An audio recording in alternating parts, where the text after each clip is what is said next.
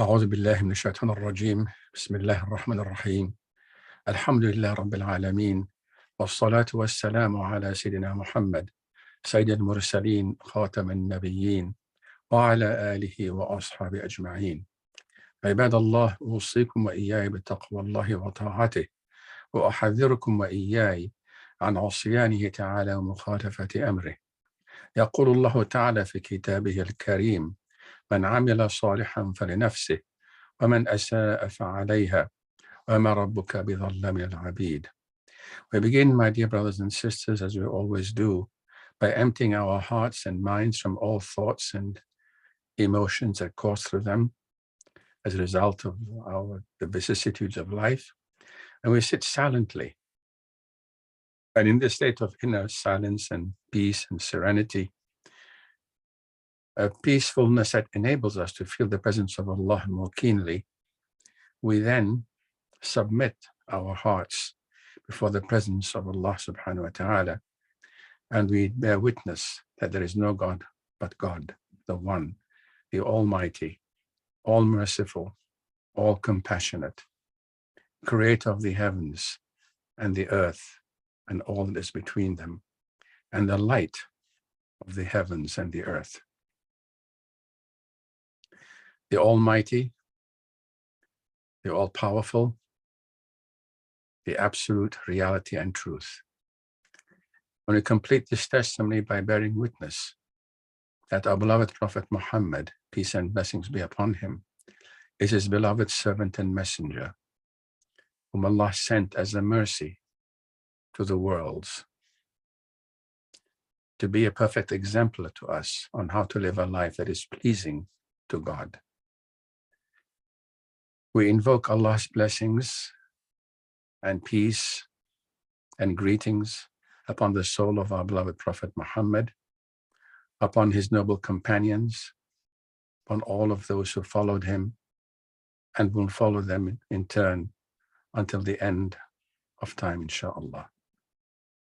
Allah has declared in his noble book that whoever of us does good has done it for our own sake, to our own benefit. And whoever of us has done a wrong, committed a sin, has only done so against our best interests and to our loss and to our detriment. For your Lord has said that he is not unjust to his servants. Dear brothers and sisters, today is the 12th of the month of Rajab, the 7th month of the Islamic calendar. The Monday before last, Monday, 12 days ago, was the first day of the month of Rajab. Rajab, as you know, is one of the 4 sacred months of the Islamic calendar, what's called Ashur al-Hurum. The other 3 sacred months are Dhul Qa'dah, Dhul Hijjah, and Muharram. Before the time of our Prophet Muhammad, the Arabs used to stop all hostilities during these 4 sacred months to allow pilgrims safe travel to Mecca and back to their hometowns. Why? Because during these 3 months, during the 3 months of Dhul Hijjah, Dhul Qa'dah, Dhul Hijjah, and Muharram, it allowed time for the pilgrims to travel from wherever they came in the Arabian Peninsula to Mecca, perform their Hajj, conduct whatever transactions or business deals they did, and then travel back safely to their hometowns. It is also said that many of these pre-Islamic Arabs used to perform Umrah in the month of Rajab. You will also observe many Muslims fasting some days in the month of Rajab, such as the first day, or the first 3 days, or the first 10 days, or the whole month even, or the 27th day, which is said to be the day of Isra and Mi'raj, the day in which the Prophet was taken on his night journey from Mecca to Jerusalem, and then from there he ascended through the 7 heavens and conversed with God directly. A conversation which included the command to Muhammad's followers to perform the 5-time daily prayers. Now, if you will check the authentic hadith texts, you will find no mention of any instruction or recommendation from the Prophet to fast at any time in this month of Rajab. And yet you will observe many Muslims doing so. So the question you may have is, how can we reconcile this? And the way I reconcile this is by referring to my previous khutbah 2 weeks ago, in which we pointed out that the devout Muslim has 4 sources of guidance, and they overlap. The first is the Quran, which you all know. The second is the Hadith, meaning the Prophet's practice and his teachings and his sayings. And the third is the collective practice and behavior of the choicest of the Prophet's followers, those whom the Quran calls awliyaullah, God's friends, or the saintly people. Why? Because these saintly people, their collective practice flows from a God-inclined spiritual sensibility and presents another level for those of us who want to achieve more than just the average grade. And lastly, and fourth, is our own inner guidance, our own inner spiritual guidance and spiritual intuition, a guidance that is based on wanting and choosing and opting to live a life of sincere obedience to the will of God, a life that is lived abstemiously, meditatively, guided by the word of God, guided by the life and example of his prophet and the example of the saints, the awliyaullah, with the hope that as a result of all of this, we become the recipients of such marks of favor as God may choose to vouchsafe us. As a result of this, we travel in our spiritual journey through the various states, the various ahwal, plural of hal, and stages, the maqamat, plural of a single maqam, of the spiritual journey or spiritual pilgrimage, during which we encounter many proofs of the special relationship in which we stand with God. And these personal experiences constitute our fourth source of guidance and provide us with the continued proofs and indications that we need to know that we are indeed guided, to know that we indeed have a live connection with our Creator, and that this connection is in order. To illustrate this last source, 40 years ago, in 1983, on one Thursday, I felt a very strong urge to fast the following day, and to fast the next, which was a Friday. So I fasted that day. I went to Masjid al-Farah for the Jummah prayer. At that time, Sheikh Muzaffar used to come twice a year for about 6 weeks each time. He happened to be there on his visit, and he was delivering the khutbah. He pointed out that that day, that Friday, was the first day of the month of Rajab. Now, I had not known that. I had not noticed that it was going to be the first day of Rajab. And he spoke about the special qualities of the month of Rajab. And he spoke on how great the reward would be for a person who fasted on that day and on the following days of this month. As I pointed out, I had not known that that day was the first of Rajab, but I naturally felt a powerful sense of confirmation of my inner spiritual urge to fast that day. So that experience is an example of the fourth source of guidance that I described above, which are the signs and proofs of our special relationship and live connection which we may have with Allah. There was no question in my mind that I was spiritually commanded to fast that first day of Rajab on that year, that very day.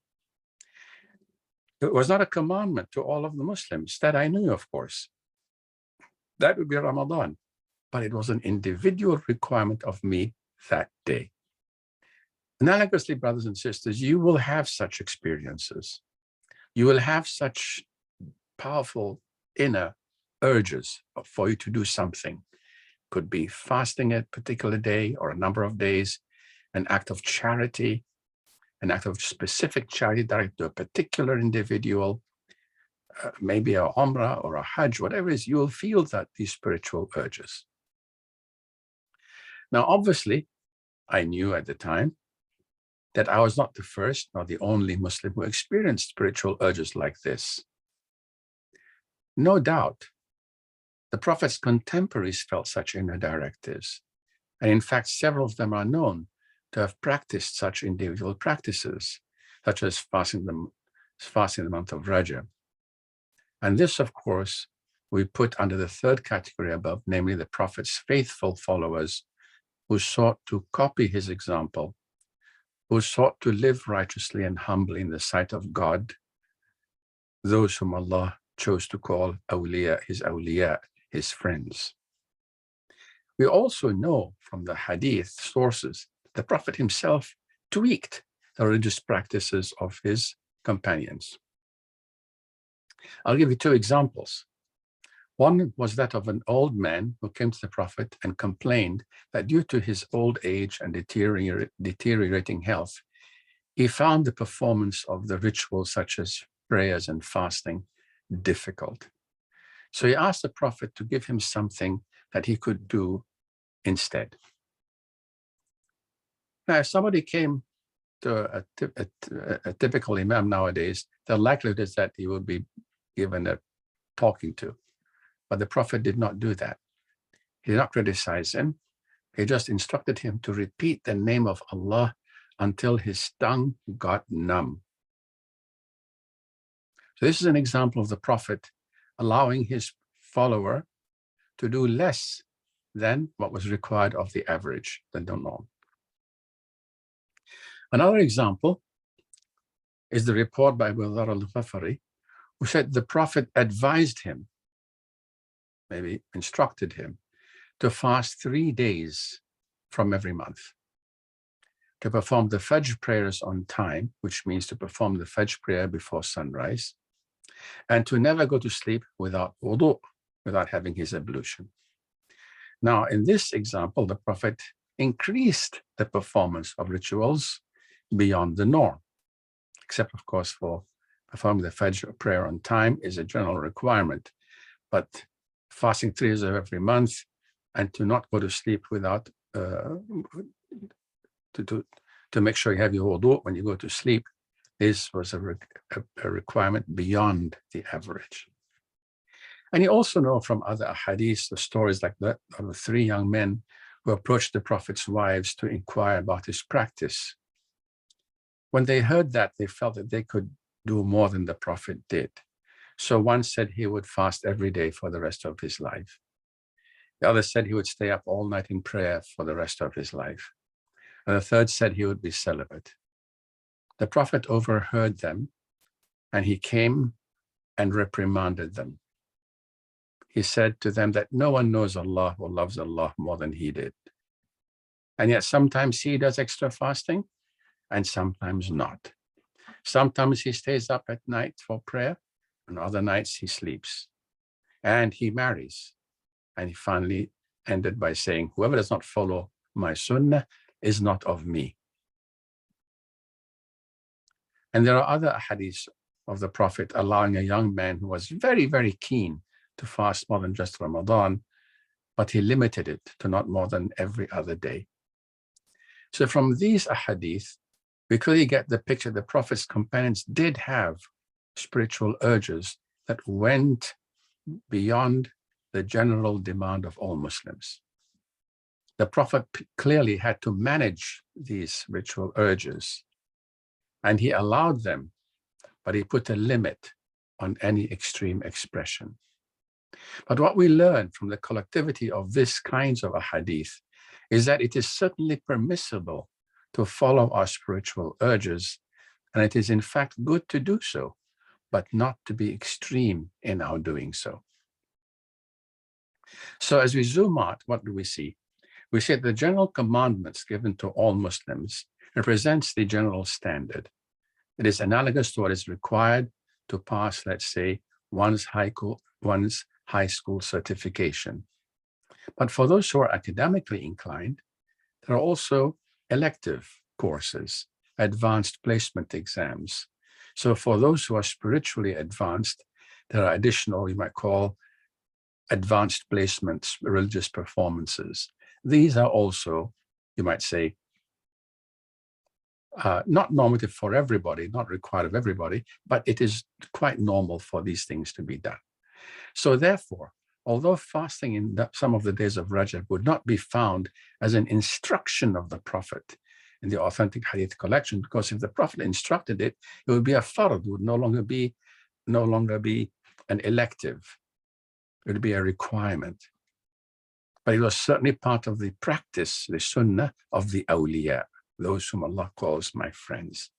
And because the awliya are those who hold themselves to a higher standard and seek to be among the muqarrabeen, which means those who are intimate or close to Allah, we aspire to follow their example. But as we have pointed out and emphasized, the inner directive that you may feel as a direct and specific command to you individually is something that you should not ignore. For in that lies a very special spiritual conversation, a dialogue between you and your Creator. So these are the arguments on how I reconcile fasting the month of Rajab, although it is not found in the Hadith. I would also like to suggest that the Quranic word Hanif supports the practice of listening to our inner spiritual urges and following them. Before the rise of Islam, there were among the Arabs some people who felt these spiritual urges and sought to satisfy them by leaving the town, living a quiet life, living a hermit-like life in the desert. These people did not subscribe in general to the polytheistic ideas and practices of the pre-Islamic Arabs. They were called Hanif, which is a singular, or Hunafa is a plural, and they believed in one God.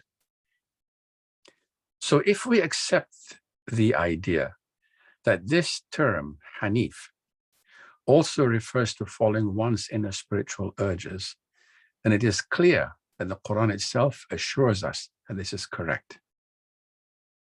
Because in the verses that I will quote from the Quran right after this, you will see that practicing your faith in a Hanif way is actually an instruction, a Quranic commandment, which means we are commanded to practice our faith as one that follows from our inner spiritual urges, intuitions, instincts, and guidance.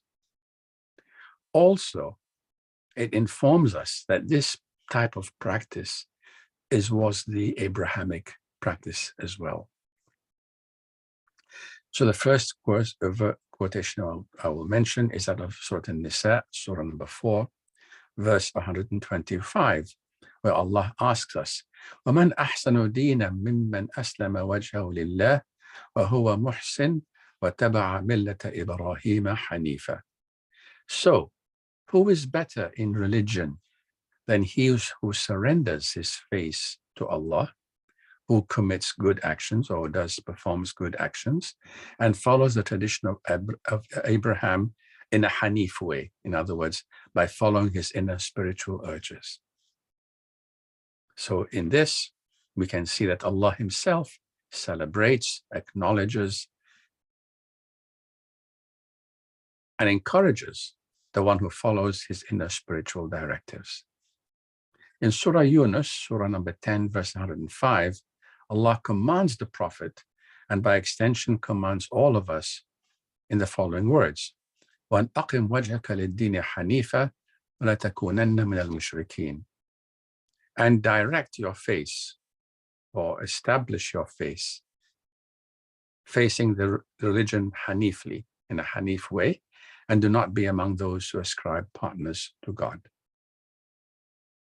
So in this verse, Allah actually commands us to practice our faith in a Hanif way, which means that we are and should practice our faith by performing general rituals, but also follow the spiritual instincts and urges if and when they direct us.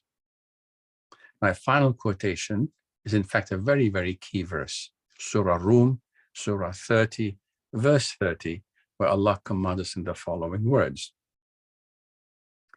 فَأَقِمْ وَجْهَكَ لِلدِّينِ حَنِيفًا. فطرة الله التي فطر الناس عليها لا تبديل لخلق الله ذلك الدين القيم ولكن أكثر الناس لا يعلمون. So direct your face to the religion in a Hanif way.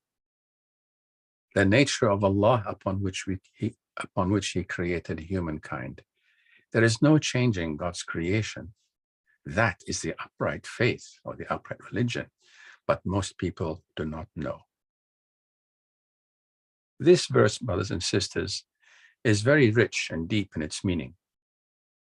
Allah here commands us to practice our faith in a Hanif way, which I have posited is by listening to and following our inner spiritual urges, our nature, because that nature is the nature of Allah, and it is the nature that Allah created us with. This was the pattern upon which Allah forged our creation. Allah adds here that is the upright faith, the upright religion, but most people do not know this. But from this verse comes the expression din al-fitra, the religion of our inner nature. But this also relates to the fact that when your inner nature, your spiritual nature, gives you or suggests an urging that this is also a legitimate thing that you should follow. So what this means is that when you obey your din al-fitra, religion of our human nature, you are following the religion in a Hanif way, which is correct. It also informs us that what we call Islam flows out of such a nature, a human nature. And when you follow your inner spiritual nature as it guides you to performing more of its ritual performances, you are doing right. So when you get this urge to fast the first day or the first 3 days of Rajab, when you feel that urge, follow it, because that is for you at that point an actual commandment. But an observation I would like to point out is that you will also find that these spiritual urges that you get may actually evolve with time. And they're a function of the circumstance that you will find yourself in. For example, you may feel the spiritual urge one year to fast some days in Rajab. But there may come a time in the future where, because of your health, your age, other limitations, you may no longer feel such a spiritual urge. You will also discover that your spiritual urges, in addition to evolving, can change. And it's important for you to hear them and to follow them as they evolve and change, and not to insist that a spiritual urge that you had once upon a time, at one time, must be followed even though your current urge has changed and evolved. And so, brothers and sisters, may we all be guided by these sources of guidance and find in them our guidance and our path to intimacy with Allah. أقول قولي هذا وأستغفر الله لي ولكم. Pray to Allah, my dear brothers and sisters, that He may answer our supplications.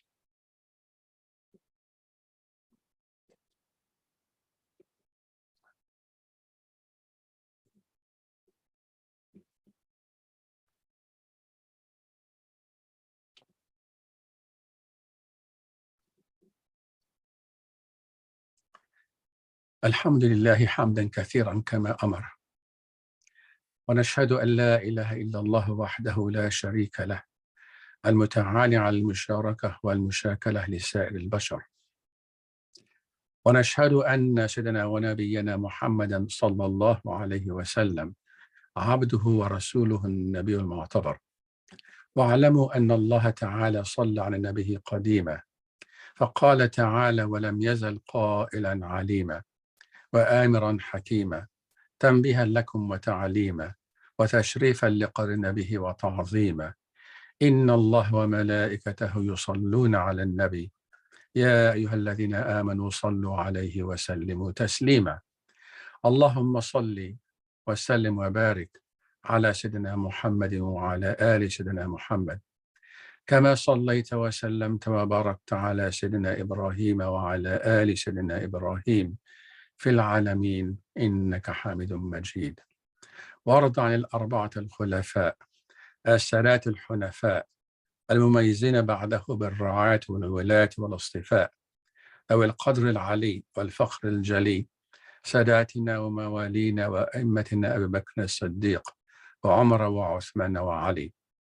ورد عن السبطان السعيدين السيدين الشهيدين القمرين النيرين، سر شباب أهل الجنة في الجنة وريحان نبي هذه الأمة، الإمام أبي محمد الحسن والإمام أبي عبد الله الحسين، وعن أمهما فاطمة الزهراء، وعن جدتهما خديجة الكبرى، وعن عائشة أم المؤمنين، وعن بقية أزواج رسول الله أجمعين، وعن التابعين وتابع التابعين وتابعهم بإحسان إلى يوم الدين.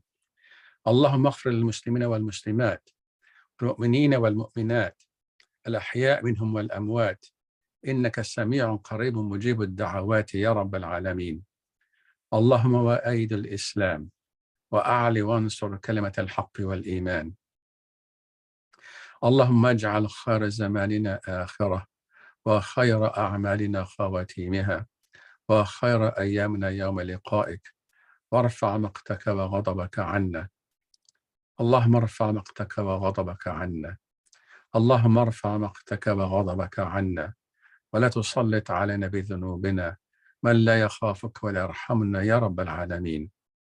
اللهم أصلح أحوالنا وبلغنا مما يرضيك آمالنا، واختم بالصالحات أعمالنا، وبالسعادة آجالنا، وتوفنا وأنت راض عنا يا رب العالمين. أسأل الله العظيم رب العرش الكريم أن يغفر لي ولكم وللمسلمين أجمعين. عباد الله، إن الله يأمر بالعدل والإحسان وإيتاء ذي القربى، وينهى عن الفحشاء والمنكر والبغي، يعظكم لعلكم تذكرون. اذكروا الله العظيم يذكركم، وأقم الصلاة.